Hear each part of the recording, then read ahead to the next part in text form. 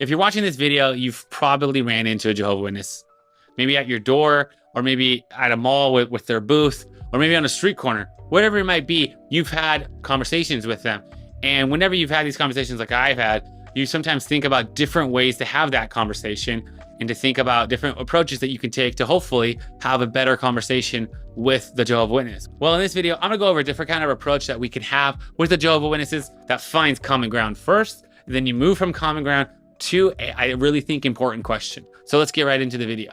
I recently did a video where I talked through 5 false prophecies of the Jehovah's Witnesses, and there's so many of them to choose from. I just chose 5 just to kind of demonstrate some of the things that the prophets of the Jehovah's Witnesses have said in the past to show that they don't come true. And the reason that I did that was that I wanted to share those false prophecies just to educate, but then also, like, what do we do with this info? How do we handle false prophets of the Jehovah's Witnesses? Well, I think we can handle them in a conversation.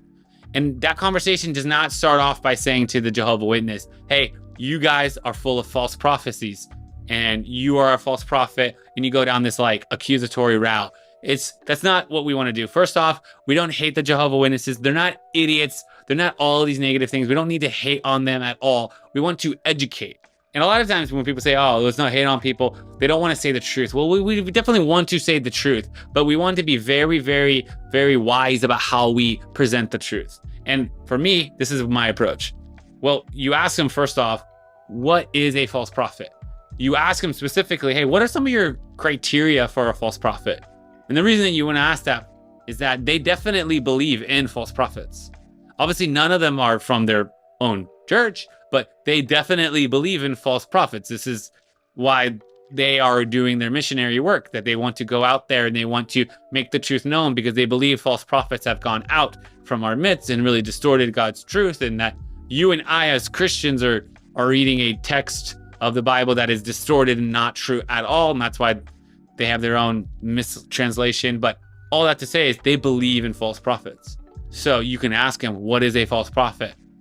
And there's so many things that can be said. And again, I'd encourage you to have that conversation with them. They might talk about things that they have on their mind about what they think is true or not. But you ultimately get to a place where they're going to say something like, well, when someone says something is going to happen in the name of the Lord and it doesn't happen,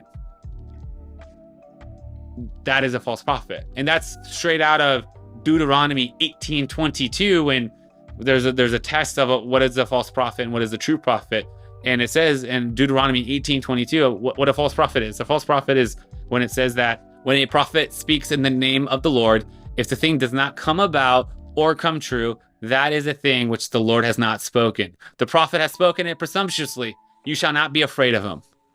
So when God says something's going to happen, fun fact, it's going to happen. You know, like he spoke the universe into existence. When he speaks, action happens. So when someone says God is going to do something and he doesn't do it, that means God is not using that person as a mouthpiece, as a vessel through which, you know, he's going to make himself known. Like, that person is a false prophet. So the Jehovah's Witnesses will say, yeah, something along those lines of like a false prophet is someone that says something in the name of God, but it doesn't come true, or it doesn't align with what God has already said. And what do you do with that information at that point? Well, you just ask them questions about the many false prophecies that the Jehovah's Witnesses and their organization have said over the course of their entire religion. You know, all the way back to Charles Taze Russell. Charles Taze Russell said back then that he was God's mouthpiece and that he was the faithful and wise servant. Well, now Jehovah's Witnesses say, well, that's not true. It's actually the governing body is the faithful and wise servant. So even their leadership has changed throughout the year. Like, God has spoken differently through different leaders, almost as if God isn't speaking through them at all. They're just conjuring up whatever they feel like in the moment is the best thing to say. And that's something that I think could be helpful in those conversations. So you start with the question of what is a false prophet? What's your criteria? Let them speak. And then you lead to some of these false prophecies that they have said. And there's so many to choose from. I have 5 in the other video. Don't just choose those. Look for yourself. Look at other ones. I think that's a good starting place to have a conversation. And all I will say is that when we have these conversations with Jehovah's Witnesses, there's a lot of things that you can say that are wrong with the Jehovah's Witnesses. But we want to be really, really smart to use our time wisely. And I think there's many issues that I don't think are that important to talk to with the Jehovah's Witness about. And some are really, really important. Like I think the Trinity is important. The person and work of Christ is important.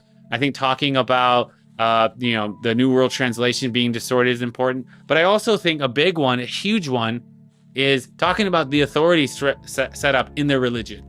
How the governing body has all of this control. That's why I've made many videos about the governing body, because I really think that's an important thing to talk about, to kind of deconstruct and to hopefully help them to see that their leadership isn't Christ and it's immoral men. So I think having this conversation with them about false prophets is like very important. Like it hits at the core of what's important. So that's the approach that I think is helpful. Let me know your thoughts down below. Do you think that would work? Do you think that's helpful? Have you tried that? Also, if there's any other false prophecies that you think of, let them know, be known down below in the comments, because I'd love to hear them. But yeah, that's just, I think having those conversations and being really wise about what we talk about. And this is an approach I think is wise. So let me know your thoughts. That's it. So thanks so much for checking out the video, and hopefully you have a good rest of your day.